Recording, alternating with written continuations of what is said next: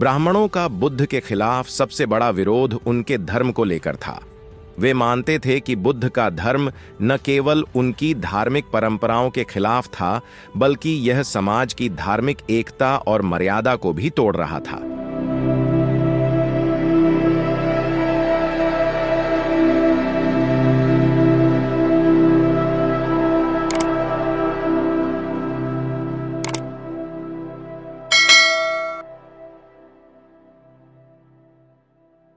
तो दोस्तों, आप देख रहे हैं बुद्धिस्ट ब्रिजराज यूट्यूब चैनल। हमारी आपसे विनती है, अगर आप इस चैनल पर पहली बार आए हैं तो इस वीडियो को एक लाइक और चैनल को सब्सक्राइब जरूर कर लें। और हाँ, अगर आप इस वीडियो को पूरा नहीं देख सकते तो आप इस वीडियो को छोड़कर जा सकते हैं।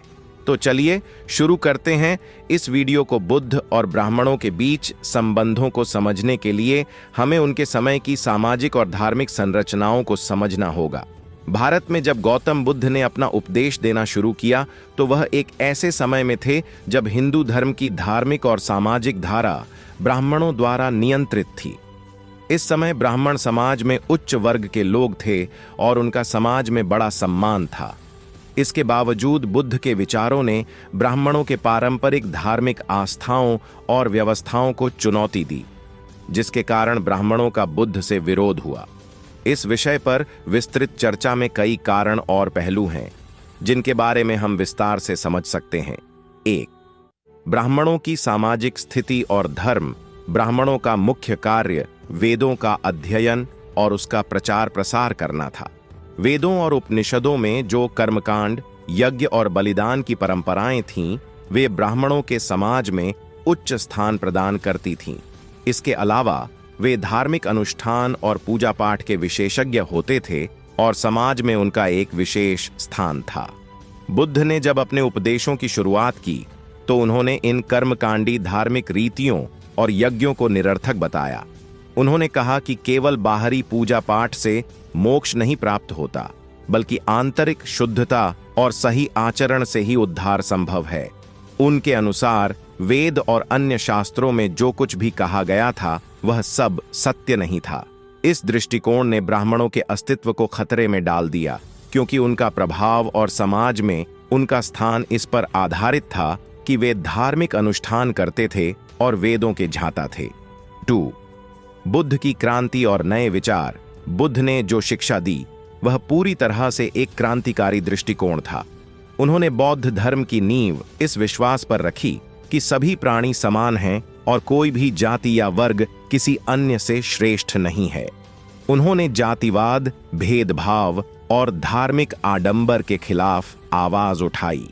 उनके अनुसार किसी भी व्यक्ति का उद्धार उसकी जाति, जन्म या धार्मिक विधि पर निर्भर नहीं करता, बल्कि उसके कर्म और विचारों पर निर्भर करता है।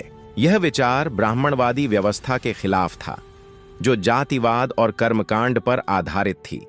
ब्राह्मणों के लिए यह विचार स्वीकार करना बहुत कठिन था, क्योंकि इससे उनकी सामाजिक स्थिति और धार्मिक अधिकारों पर सीधा हमला हो रहा था। यही कारण था कि ब्राह्मणों ने बुद्ध के उपदेशों का विरोध किया और उन्हें गलत ठहराया। 3. वेदों और उपनिषदों का विरोध। बुद्ध ने वेदों को नकारा और उन्हें व्यक्ति के उद्धार का मार्ग नहीं माना। उन्होंने कहा कि वेदों में जो भी उपदेश दिए गए हैं वे सामान्य जनता के लिए नहीं हैं। उनका मानना था कि वेदों की जानकारी केवल ब्राह्मणों तक सीमित थी और आम आदमी के लिए यह ज्ञान अप्राप्य था। इससे ब्राह्मणों का विरोध और बढ़ गया, क्योंकि वेदों और शास्त्रों पर उनका अधिकार था और ये उनके सामाजिक और धार्मिक प्रभुत्व का आधार थे। बुद्ध ने इस व्यवस्था को चुनौती दी और उसे अप्रासंगिक ठहराया, जो ब्राह्मणों के लिए एक गहरी धार्मिक और सामाजिक चुनौती थी। 4. जातिवाद और बौद्ध धर्म। बुद्ध ने जातिवाद की आलोचना की और यह कहा कि समाज में सभी लोगों को समान अधिकार मिलने चाहिए।